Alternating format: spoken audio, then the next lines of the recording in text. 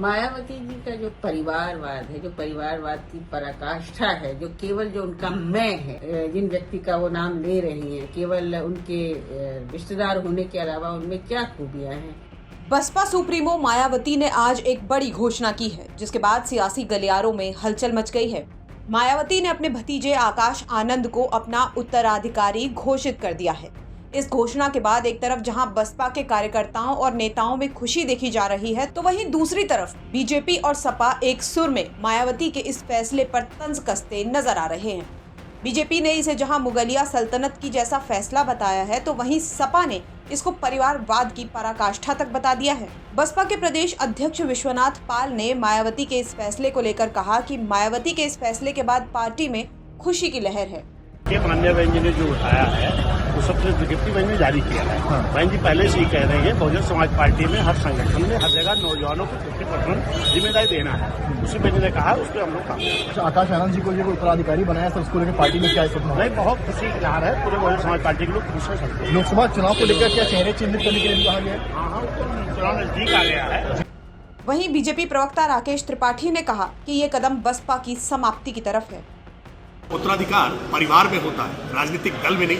राजनीतिक दल जनता से बनते हैं, कार्यकर्ताओं से बनते हैं। पार्टी का अध्यक्ष लोकतांत्रिक प्रक्रिया से चुना जाता है, किसी उत्तराधिकार से नहीं। ये राजवंशों में होता था, मुगलिया सल्तनत में होता था। लेकिन बहुजन समाज पार्टी जो मान्यवर कांसीराम जी ने एक मिशन के रूप में शुरू की थी, वो कमीशन में बदली और अब पूरी तरह से परिवारवाद में डूब गई है। और यही कारण है कि आज बहुजन समाज पार्टी की हालत लगातार खस्ता हुई है। पार्टी के संस्थापक सदस्य एक एक करके पार्टी छोड़ करके चले गए और आज बहुजन समाज पार्टी ने जिस तरह से उत्तराधिकार तय करने का काम किया है, स्पष्ट है कि बहुजन समाज पार्टी पूरी तरह से समाप्त होने वाली है।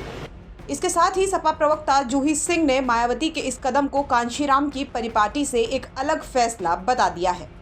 मायावती जी का जो परिवारवाद है, जो परिवारवाद की पराकाष्ठा है, जो केवल जो उनका मैं है, आज जो वो छुपा कर रखती थी वो स्पष्ट हो गया है जनता के सामने और उनकी अपनी पार्टी के सामने। उन्होंने उम्मीदवार घोषित किया है। ये कोई राजशाही नहीं है, लोकतंत्र है। यहाँ पर पार्टी के नेता चुने जाते हैं, चुनाव से चुने जाते हैं जैसे हम लोग चुनते हैं।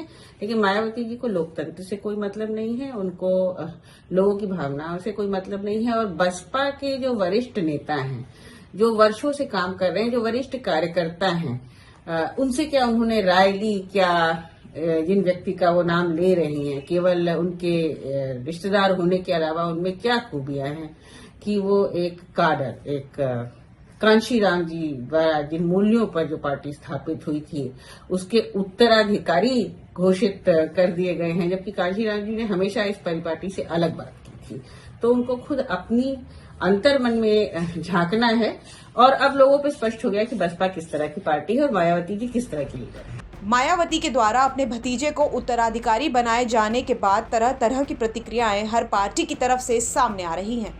आकाश आनंद को लेकर कई तरह के सवाल भी खड़े हो रहे हैं। ऐसे में अब ये देखना दिलचस्प होगा कि मायावती का ये फैसला उनकी पार्टी के लिए कितना फायदेमंद साबित होता है। लखनऊ से समर्थ श्रीवास्तव की रिपोर्ट, यूपी तक।